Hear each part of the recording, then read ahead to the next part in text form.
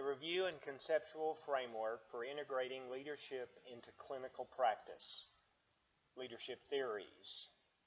Now for the 9 leadership theories you will be studying to help you find what theory or theories best fits your traits and style. Contingency theory. This is a theory in which the effectiveness on the group being led is contingent on how the group's current condition allows for the influence of the leader. The leader's effectiveness may be dictated by how open the group is to their leadership, thus their current condition. Situational leadership. This theory is based on how a leader adapts his or her style to where those being led are in terms of their level of development. The situation may be dictated by 2 factors, competence and commitment. The higher the competence and or commitment, the less the leader may have to exert influence. In either or both cases, if the drive is not so strong, more influence by the leader is required. The basis behind this theory is that the best leaders are able to adapt their influence in direct proportion to what the student's needs are for either increased competence and or commitment. Path-goal theory. This theory is based on a leader's ability to establish a goal, then construct a path to reach that goal.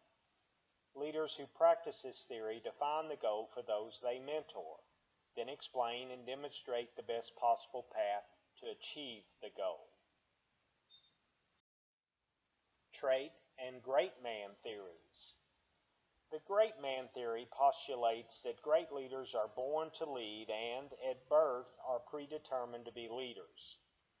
Trait theory is similar in that it postulates that leaders are born with the traits, either innate or by divine endowment, that predetermine that they will, one day, be a great leader. The theory, though, does follow that although great leaders are born, they have to work to develop and improve on what they were given by way of birth. Transactional and transformational leadership theory.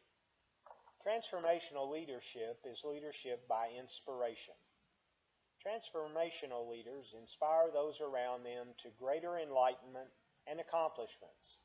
They are able to accomplish this because they use creativity, admiration, and respect to inspire those they lead.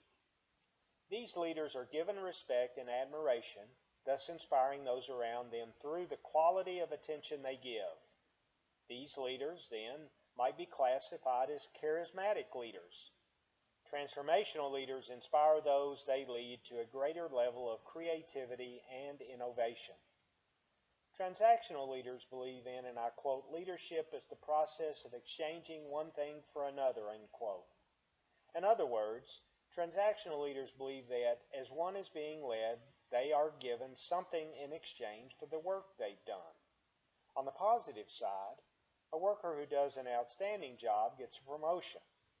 Another worker who does a poor job gets a demotion or is fired. The results a student gets are in direct proportion to what a leader thinks is important. It goes without saying that those being led much prefer transformational leadership over transactional. It also seems obvious to me that when the author examined program directors versus head athletic trainers, that the PDs are more transformational, inspirational than the HATs, who are more transactional or outcomes-dependent leaders. Head athletic trainers, bless them, have to focus on the outcomes of the work, often not taking the time to inspire a worker.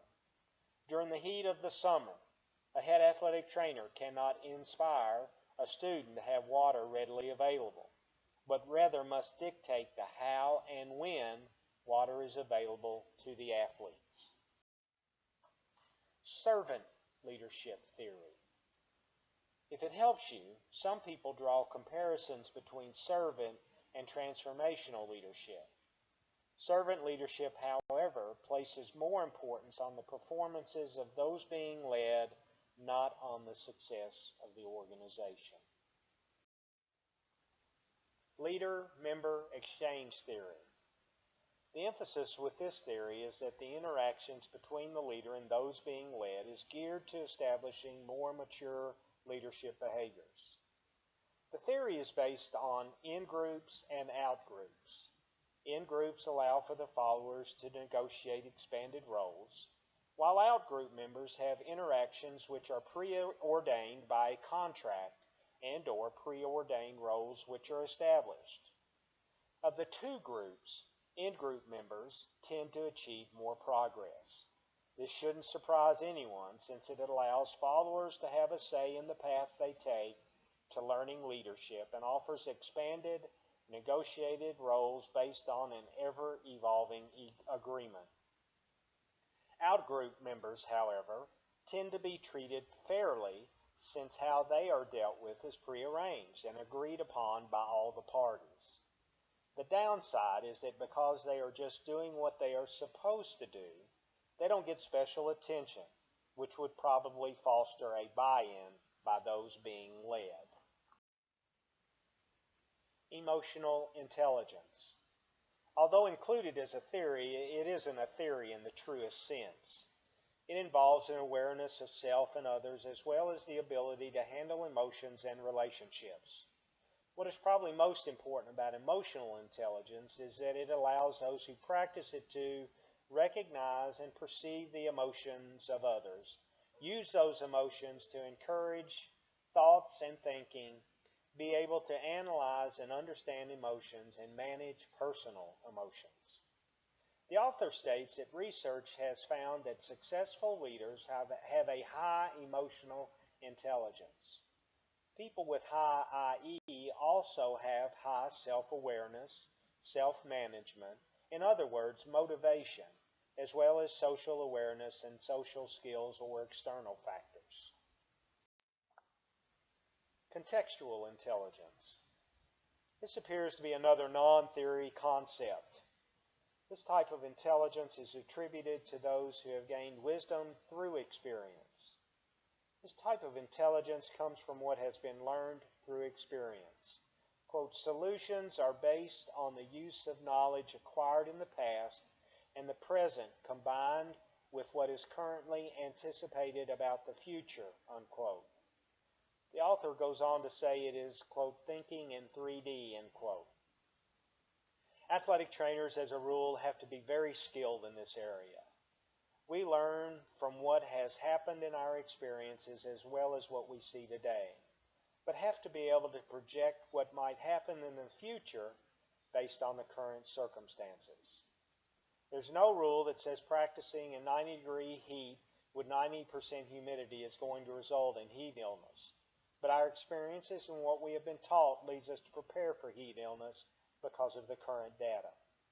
This type of intelligence is acquired through experiences, meaning that we should get smarter as athletic trainers as we combine our education with our experience.